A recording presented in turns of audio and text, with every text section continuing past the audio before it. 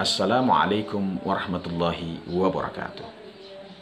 Saat kita memasuki sekolah dan mengikuti semua proses pendidikan yang ada di dalamnya, dari kelas 1, kelas 2, kelas 3, dan seterusnya, semester 1, semester 2, semester 3, dan seterusnya.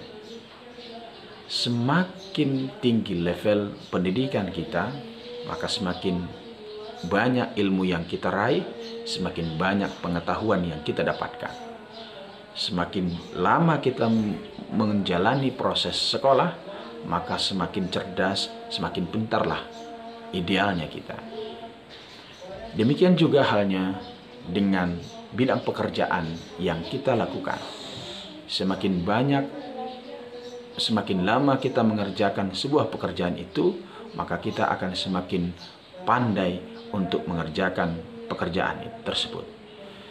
Semakin lama pekerjaan itu kita geluti, maka kita akan semakin lihai, semakin mahir, dan bahkan kita bisa membimbing orang untuk mengerjakan pekerjaan itu dengan baik. Tetapi ternyata berbeda dengan amal ibadah kita. Amal ibadah kita sering berjalan begitu saja, tanpa ada penilaian, tanpa ada evaluasi dari kita. Uniknya memang, kalau sekolah itu ada standarnya, ada ukurannya, ada orang yang mengevaluasinya.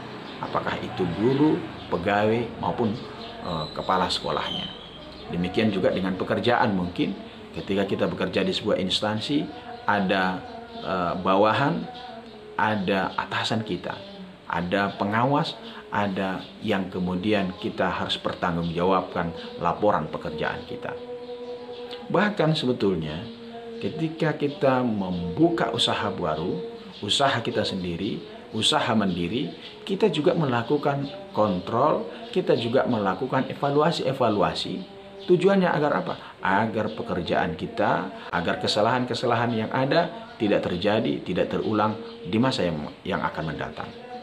Sekali lagi, ternyata perbaikan seperti di sekolah, peningkatan seperti di pekerjaan kita, tidak sama dengan amal ibadah yang kita lakukan. Coba kita tanya diri kita masing-masing. Sudah berapa lama kita hidup dan berapa kali kita berjumpa dengan Ramadan? Apakah ada peningkatan dari Ramadan yang pertama, kedua, ketiga, dan sampai hari ini? Saya kira masih sedikit di antara kita yang tahu bagaimana perbandingannya dari tahun ke tahun.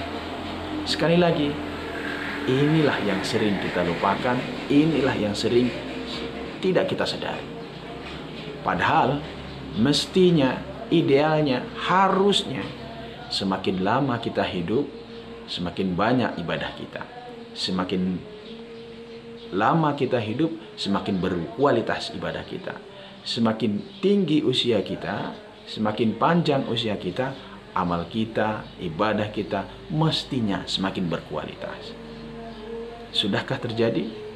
Saya kira jawabannya ada pada diri kita masing-masing.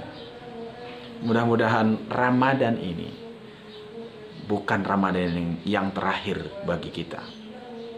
Kalaupun ini yang terakhir, mudah-mudahan Ramadan ini memang Ramadan yang terbaik dari Ramadan pada tahun-tahun sebelumnya. Sekali lagi, mari kita upayakan agar kita, ibadah kita semakin hari, semakin waktu, semakin ada perbaikan, ada peningkatan. Sehingga pada waktu saatnya nanti kita menghadap Allah Subhanahu wa Ta'ala, grafik ibadah kita meningkat adanya. Grafik kualitas ibadah kita, kuantitas ibadah kita sedang dalam proses peningkatan, agar kita tidak menjadi orang yang merugi. Bukankah orang yang beruntung itu adalah orang yang hari ini lebih baik dari hari sebelumnya, dan hari mendatang harus lebih baik dari hari ini. Sekali lagi, mudah-mudahan kita menjadi orang yang beruntung, dan mudah-mudahan ibadah puasa kita di bulan Ramadan ini mampu membawa kita menjadi orang-orang yang bertakwa di sisi Allah Subhanahu wa Ta'ala. Terima kasih. Wallahul muwaffiq ila aqwamit thoriq. Wassalamualaikum warahmatullahi wabarakatuh.